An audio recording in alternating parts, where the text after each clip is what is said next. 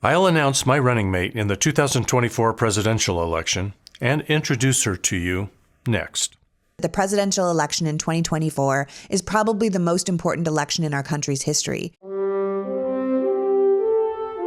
You're looking at a Biden-Trump rematch that 2/3 of the country doesn't want. I'm Dave Gardner. I'm running for president. The billionaire class has been taking everything and leaving everybody else to fight for the scraps. You're right to talk about economic growth and restoring that American dream. Gross domestic product has now become a fetish. You have stolen my dreams and my childhood with your fairy tales of eternal economic growth. We humans have outgrown our planet. Is growth really making us richer, or is it making us poorer? We've got to scale back.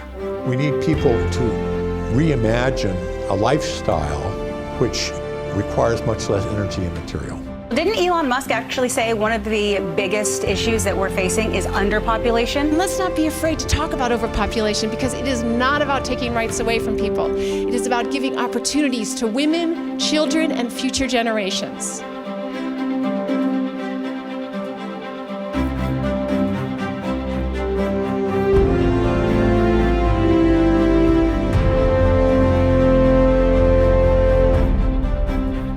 I'm Dave Gardner, independent candidate for U.S. President, and this is the podcast chronicling my campaign and its critical issues.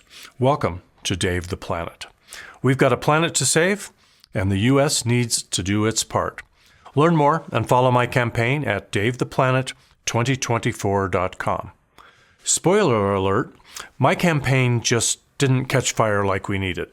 So I'm not going to be a spoiler. It's just too important in this election that we choose honesty, decency, and competence over criminality and moral bankruptcy.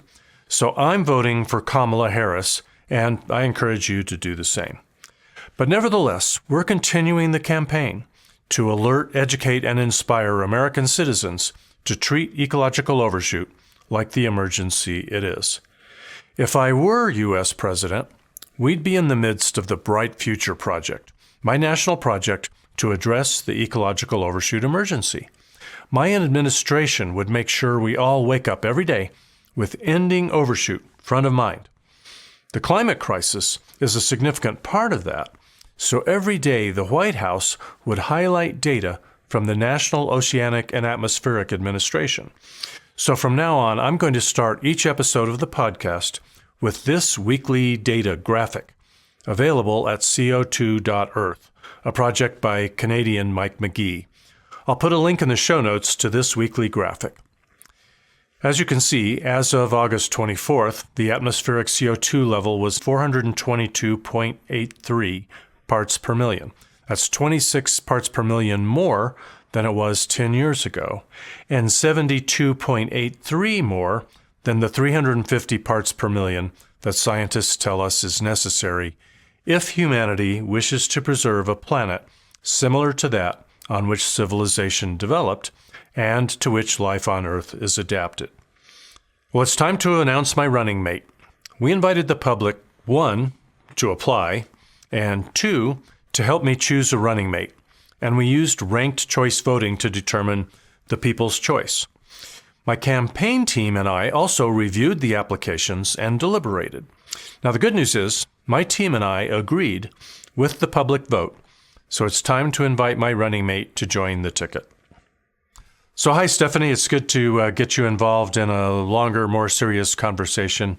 Once again, I'm just honored to have you join the Dave the Planet ticket, even though we aren't going to be on the ballot in 50 states. Welcome aboard.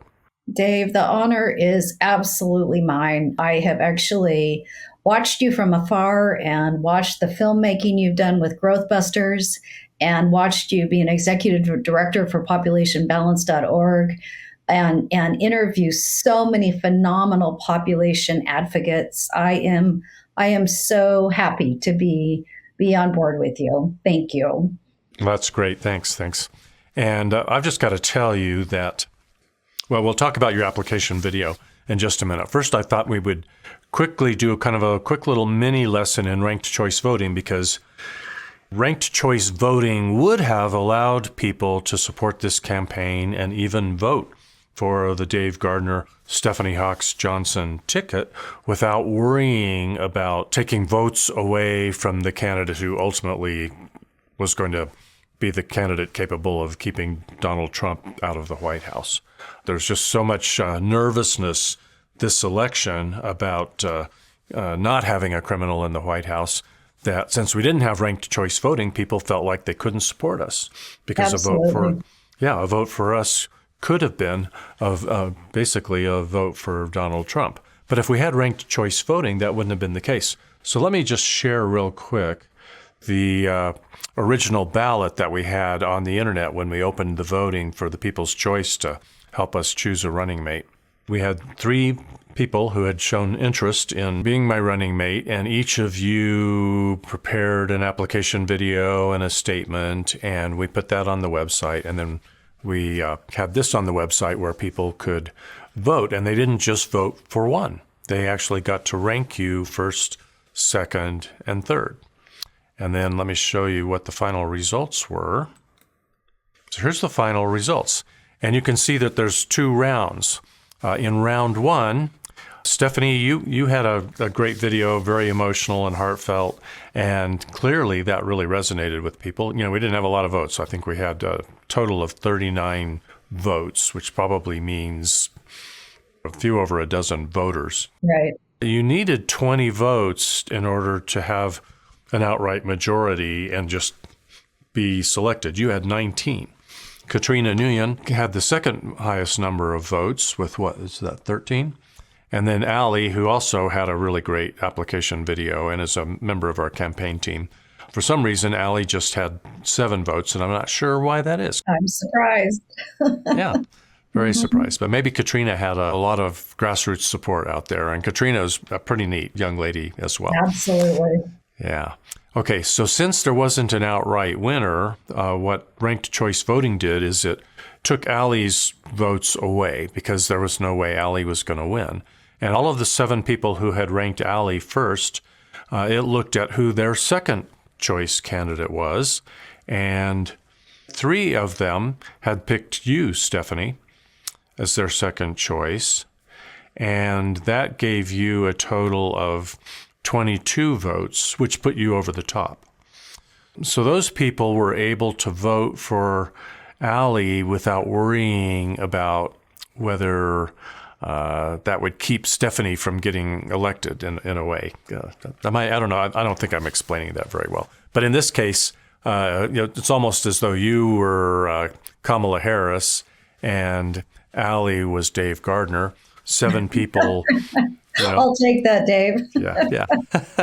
And I just want to point out too, you not only had 3 people wanting to run aside you for VP, you actually had 5, and those people could not actually run because they were international. So I think that's important to point out. Yeah, and we really thought that there would be more people, but we just haven't been able to get any news coverage, and social media kind of blocks us if we're not paying to boost our social media posts. So it was really just hard to get the word out. And of course, there are a number of people that I might have reached out to and invited to be my running mate, but I really just wanted to have this kind of experiment where we looked around and said, who wants in? And see what kind of amazing input we got from people. And lo and behold, pretty amazing input. Your video was pretty incredible. And so I'll put a link in the show notes. Your video is out there. So I'll put a link to all the videos and the page where people were able to read the statements and do the voting. But anyway, congratulations. Thank you. Thank you, Dave. And I think all the videos were amazing. And yes, a lot of passion and compassion in me to help this cause. You are truly one of the only politicians, if you will, that is saying what needs to be said. But the problem is what we have right now is such a contentious situation in our politics, and everybody's looking at looking at a lot of yelling and nonsense in my eyes instead of what's truly needed to be done, what you are doing, and giving a bright future to our kids and our grandkids, which we don't have with not one politician. Do we have that? This is the only message, the only way that we will actually get out of overshoot and overpopulation and species loss and some horribly dramatic things that are going on for not us, just not us. It's our children. It's our children. And so I am honored to run by your side, Dave. Watching your application video, I felt your pain. You know, a tear came to my eye. It was so honest and heartfelt, and I think that's what really touched the people. And, you know, that could be one reason why I may not be the best candidate anyway, because I'm a little bit more Mr. Here are the facts, and I'm probably not emotional enough. It could be that you would have been a better presidential candidate than me. Who knows? Well, sometimes emotion gets us places, and sometimes it doesn't, because I am a scientist, Dave. That's what true. I was trained to do. I was actually trained to be a scientist and trained to be objective. But watching the orcas that I studied for my master's die, I'm watching them being pushed off the planet. I'm watching all sorts of other marine mammals being pushed off the planet. My objectivity has gone out the window, even though I'm a trained scientist and I'm supposed to have objectivity. I'm not supposed to be subjective, but when we as a race, and not all of us, but when we as a race are pushing animals off the planet at an unprecedented rate, 30,000 species a year, we have to start talking about what's really happening on the planet. What's really happening, because we're connected. We're connected. The species that are dying of cancer and starvation, that's happening to humans too. So we are connected, and a lot of scientists now are talking about One Health. That's a really key word, One Health, which means that we're not separate. And it doesn't matter what you believe, whether you're an atheist, agnostic, or a very, very huge believer in something bigger. Doesn't matter. We're still connected, and we need to talk about that One Health. We need to talk about that what we are doing to animals, we ultimately are doing to ourselves. And there's politicians, or not politicians, excuse me, there's not one politician, I take that back, that's talking about this, but there is celebrities that are talking about this. Jane Fonda has talked about this.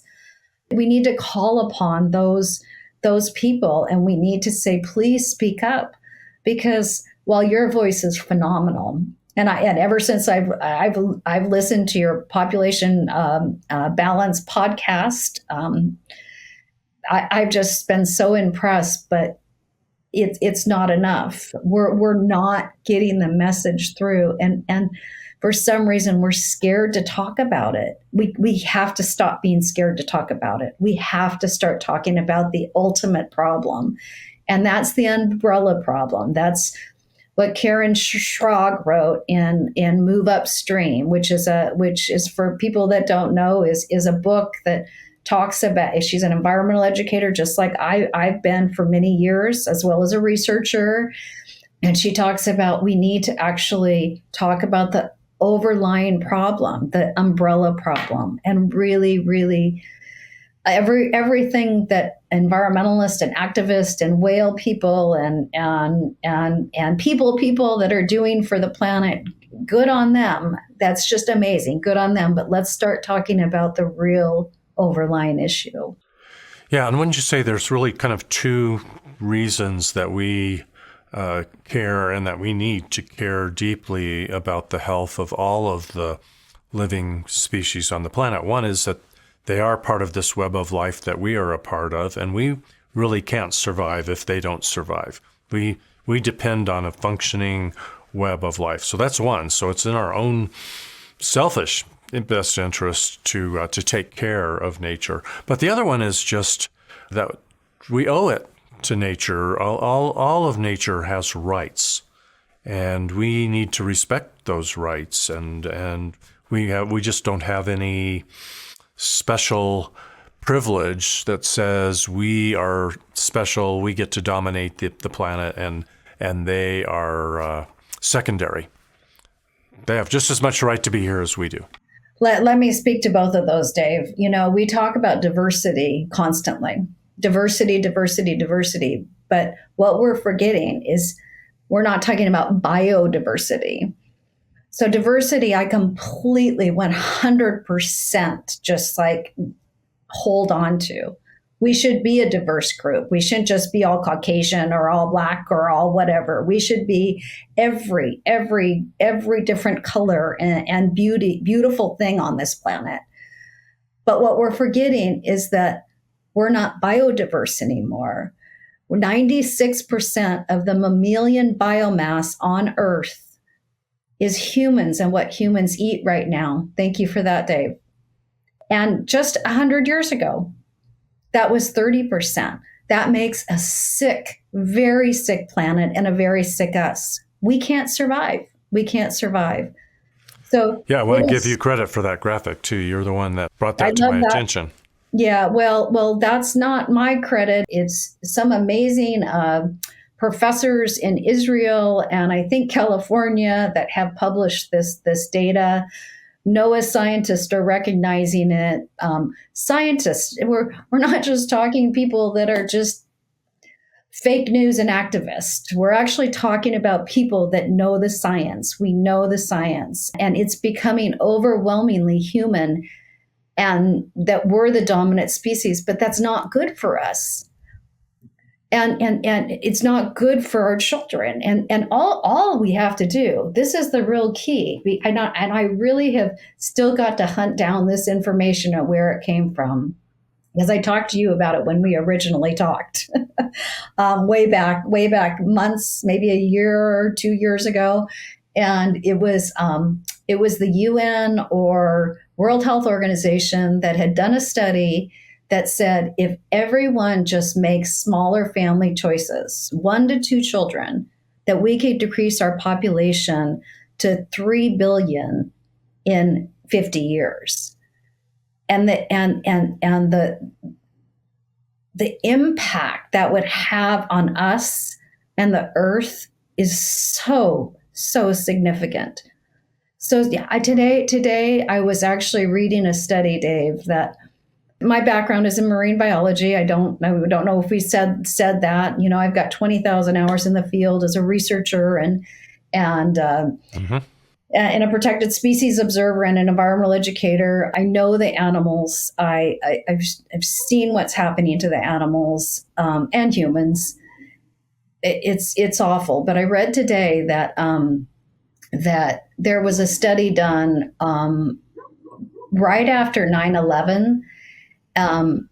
It was in the waters where there is a species of whale called the North Atlantic right whale. There's only 350 of these whales left. And people have been on a mission to save these animals for years and years. But the researcher studied these animals right after 9/11 happened and a couple of months before 9/11 happened. It was kind of an opportunistic study. And we biologists find everything about animals in feces, in poop. And that's what she actually was collecting. She was collecting poop on the North Atlantic right whales, and she had data before the 9/11 and after 9/11. Well, after 9/11, we know, all of us who are old enough, that everything shut down, just like COVID, right? Everything shut down. And she noticed that in whales' poop, that their stress hormones totally dropped.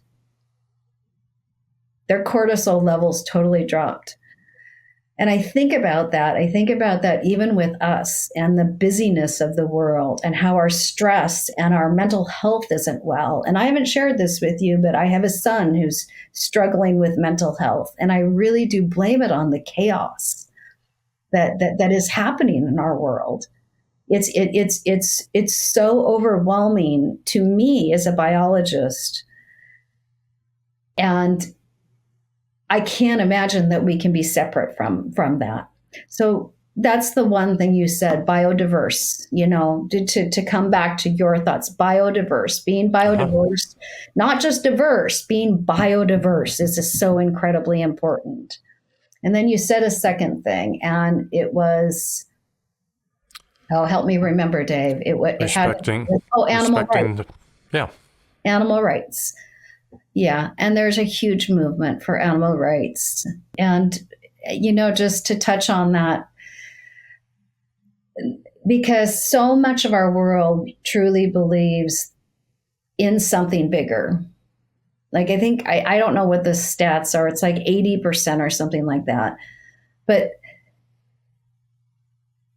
I know in my heart of hearts that if I were to believe in something bigger, or, maybe I do, whatever, I still go back and forth. Okay. Sure. I think we all do. It's a huge, gigantic, fundamental, huge question. Yeah. No greater being would say, or no fundamental, huge, universal thing would say, just frickin' wipe off all the animals. Wipe them off. It's okay. It's okay. You guys actually just proliferate on the planet. Nothing else can. But that's what we're doing, Dave. We're not giving any other animal rights. We're not. They don't get rights. There's 350 North Atlantic right whales. There's 10 tiny little vaquitas. 88% of our marine mammals on the planet are going to be affected negatively by climate change. We have to stop. We have to come down to the fundamental issue. So let me put on my devil's advocate hat for just a minute, because I'd really like to get your reaction to this.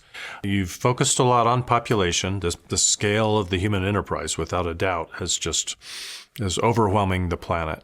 But all the things that you have pointed out about the things that we are doing to marine life, couldn't we greatly minimize the damage that we're doing to that marine life just by changing the way we do things?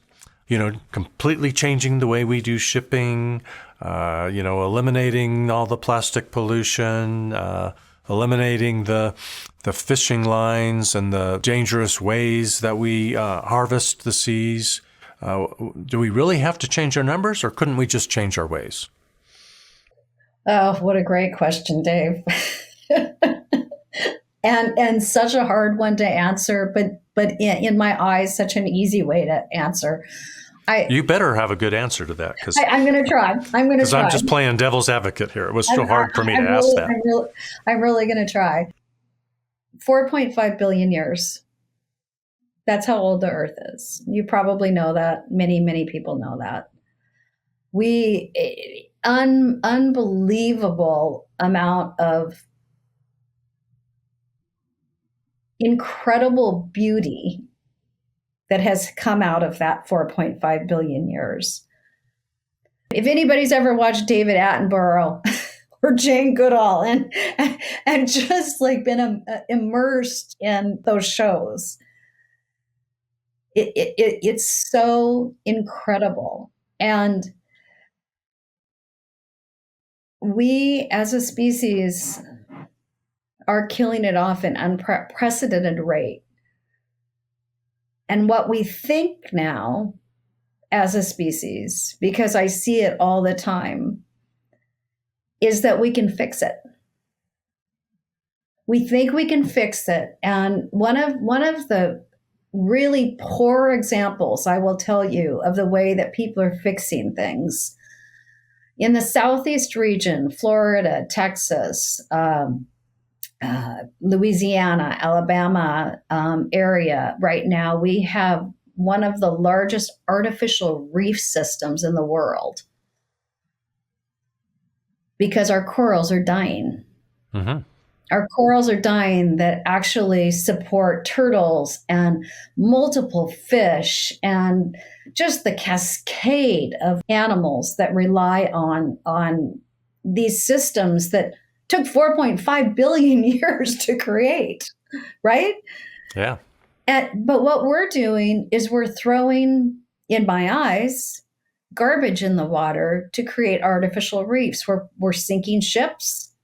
We're putting reef balls that are actually, I think, made of plastic or some sort. Yeah, which is totally irony to me.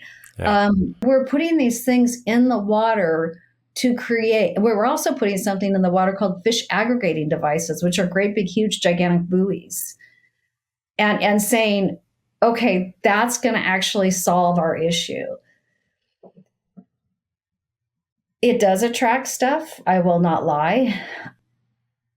But let's compare that to what actual coral reefs look like.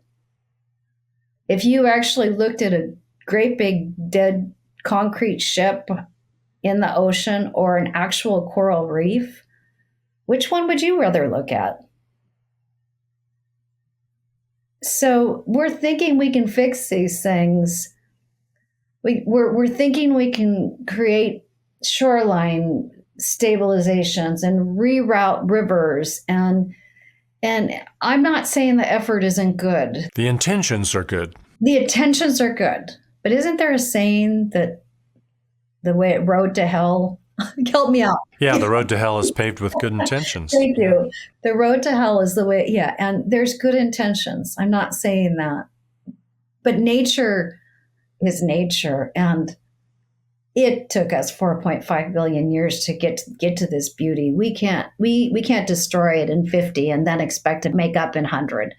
Yeah, and we're just, the signs of progress for any of our fixes are really pretty few and far between. We're really not doing a good job. We're not fixing anything. We're not. There's no track record there for us to really get excited about. In fact, the track record's really pretty poor. I'd like to quote Severide's law, which is named after Eric Severide, who was a pretty smart television newscaster. I've heard you talk about him. Long ago, yeah. And Severide's law is the chief source of problems is solutions. Yes. We think we have a fix, and then all of a sudden we discover, oh, shoot, didn't anticipate that consequence of this solution. And I will throw a quote in there too, Dave, that I love. This is from a Native American named Chief South. And Chief South was a Suquamish Native American tribe. He died like 1800s maybe or so. And when the Europeans were coming in and kind of taking over all the land and starting to develop and continue just to, I'm just going to say, wipe nature out, right? Yeah. Chief South said, and Seattle is named after Chief South. He said that man did not create the web of life. He's merely a strand in it. Whatever he does to nature, he does to himself. On those lines, to me, those go hand in hand. That one first starts, and then the second one is coming on its heels. Yeah. It sounds to me like you can really hold your own on the campaign trail. If only there was a campaign trail for us. I know. I know. What should we do with the remaining months of our campaign?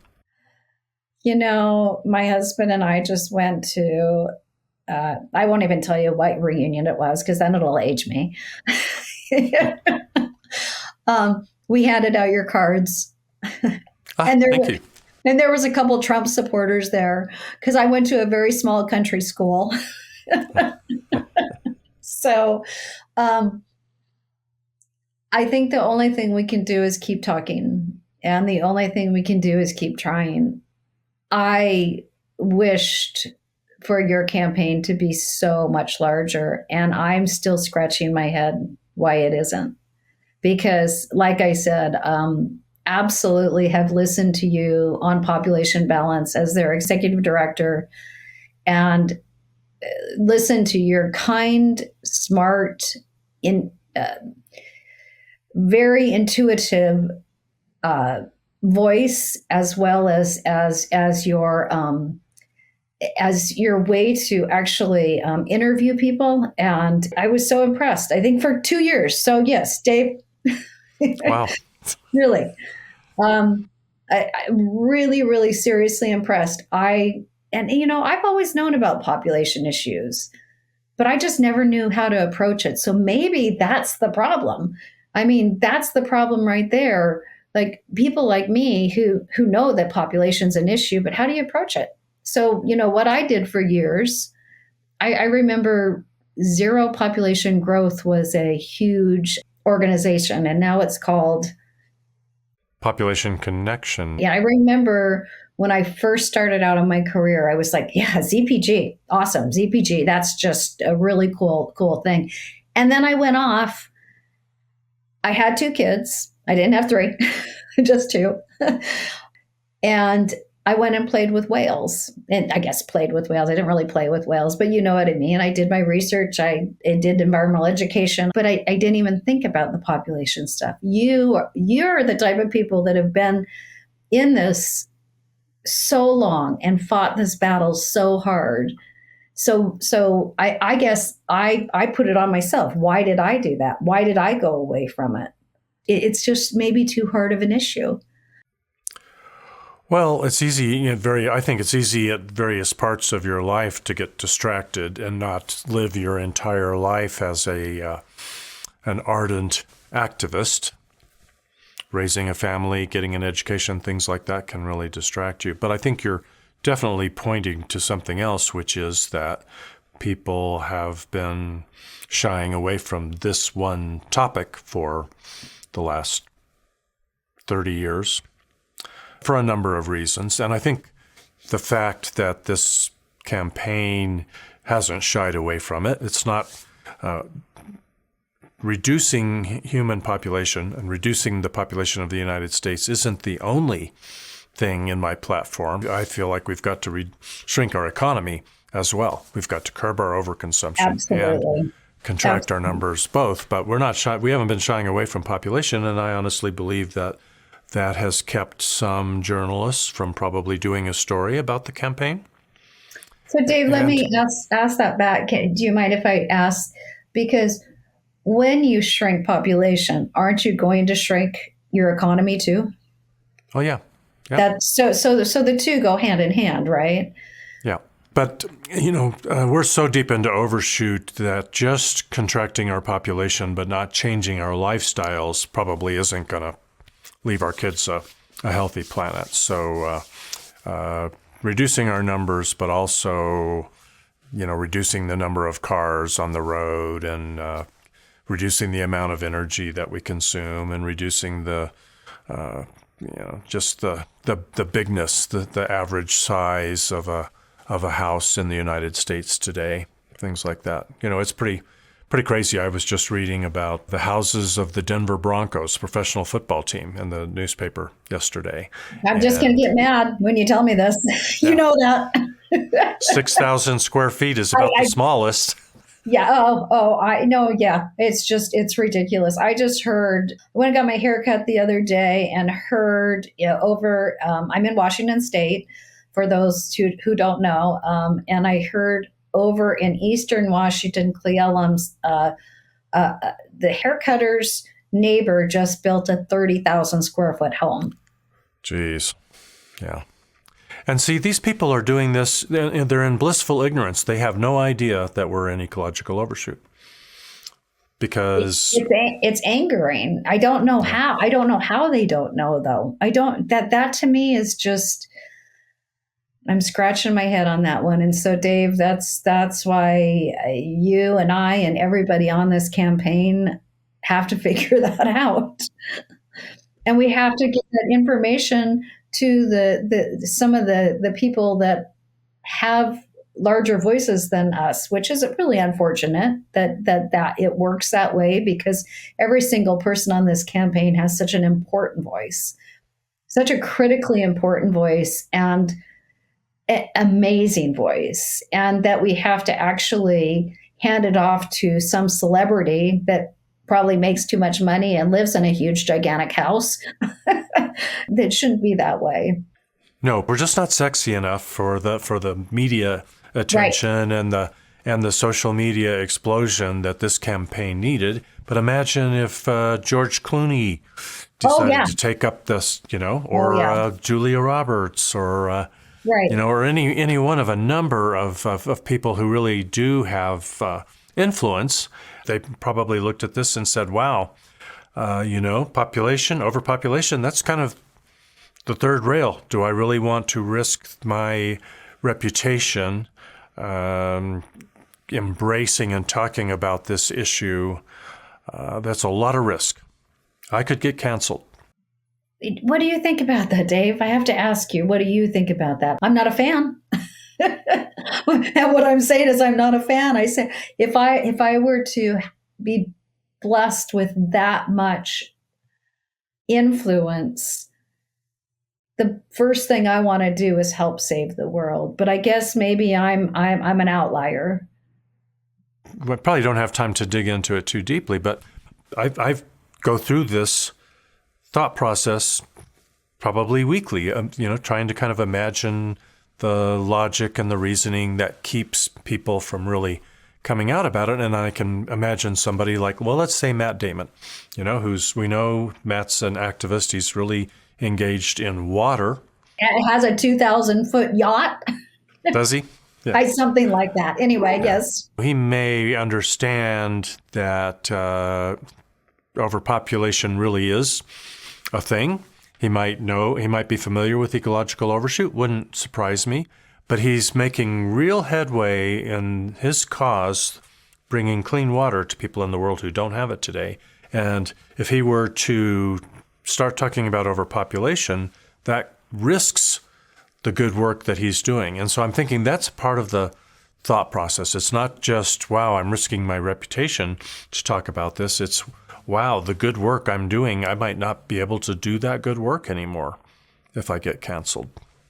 Why wouldn't he be able to do that good work, though, and still talk about overpopulation? Because he'd been canceled. But if you're canceled, and I know we live in this horrific cancel culture. Anything you do, you're canceled. But even if you have enough money, and I don't like to ever make it about the money, but you have enough money to continue your fight or continue your message, because you can't just be canceled by everybody I hate to say this, bring this subject up. Look at Donald Trump. He should have been canceled a long time ago, but he's still going. Because he has the money, Dave. Yeah. It would be heroic for somebody to not worry so much about the reputation challenges. But I don't know what else it might be. I don't know. Right. We know one of the things that has hampered this campaign and kept it from really taking off, one of them has just been the candidates. The fact that one of the candidates is Donald Trump, who, good people who have a moral compass are desperate to make sure that we do not put that man back in the White House. And that is really critical. I mean, there's just no integrity in returning him to the White House. And so that's made people very reluctant to support our campaign because of that spoiler effect. I think that has been a huge factor in the smaller number of volunteers, the smaller amount of donations, and perhaps even the smaller amount of media coverage. Wouldn't surprise me. And I couldn't agree more. Our political climate is so divisive right now and so scary. Not only are we on the precipice of ecological collapse, I think that we're on the precipice of societal collapse and political collapse. And it makes people desperate. And so any side thing that maybe telling how it really is, it isn't going to get a lot of attention because we have like just two choices and it's like we have to make those two choices. It's almost like, I don't mean to be so dramatic, but here I go again. It's almost like life and death. Okay, you're going to choose life or you're going to choose death. We're down to the wire here now. We can go right or left, but we cannot like go in between. We can't talk about anything else. And it's that serious that that I felt like I had to, promise people that I wouldn't be a spoiler. I had to tell people I'm going to vote for Kamala Harris. I had to ask my supporters to please vote for Kamala Harris because it's just too important and too critical. But November 6th, once Kamala Harris is the president-elect, all of those nerves can go away. And I hope that, between now and then, we keep on trying to get the message out. We continue to sketch out the blueprint for the Bright Future Project, which is our path to a healthy planet for our kids. We keep working on that. And then November 6th, the pressure is off. The pressure is even off of Kamala Harris to not do anything that would risk having a criminal be elected to be the next president of the United States. Right now, if she called me on the phone and said, Dave, I hear what you guys are doing and what you're talking about, I'm all in. I'm ready to come out of the closet and talk about ecological overshoot and adopt some key provisions of your platform. What do you think I would say to her, Stefanie? I think that you'd be all on board with that, and I would too. I'd have to say no. What do you because think? Then you won't. If you do that, then Donald Trump will be elected because the public isn't ready for this. Sadly, I would say, Kamala, you're a dead planet candidate. Your platform is not going to leave our kids a healthy planet, but we have no choice. You've got to stick with integrity and decency and honesty and a lot of good things. You've got a lot of good things going for you, but you're going to have to wait until after you're elected and then find a way to start educating the public so that they will come along with us and embrace the whole idea of a healthy planet for your kids. It is sad. That is sad. Because I hate to say it, yeah. Kamala Harris, Donald Trump, super dead planet.